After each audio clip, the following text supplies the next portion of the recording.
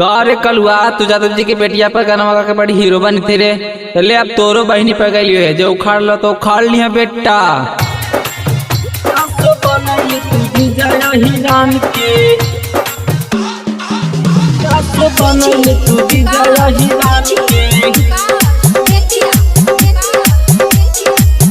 कहे कैले कलू गलती तू जान के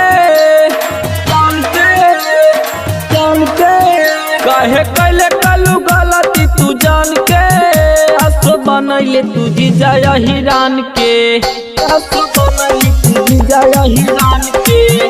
असो बनैले तू जीजा हिरान के।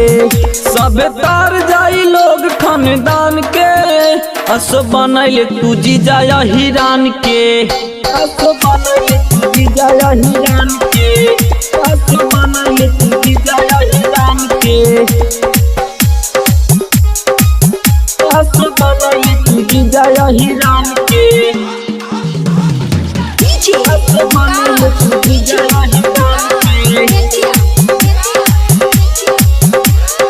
अपने आप के बूझेला पड़ का प्यास रे। सबे यादू बंसी मिलके दी तोहरा धास रे।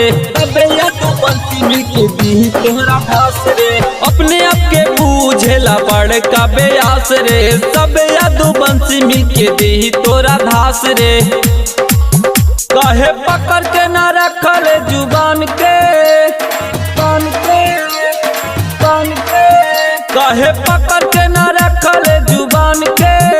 असुमान ले जीजा हिरान के। असुमान ले जीजा हिरान के। असुमान ले जीजा हिरान के।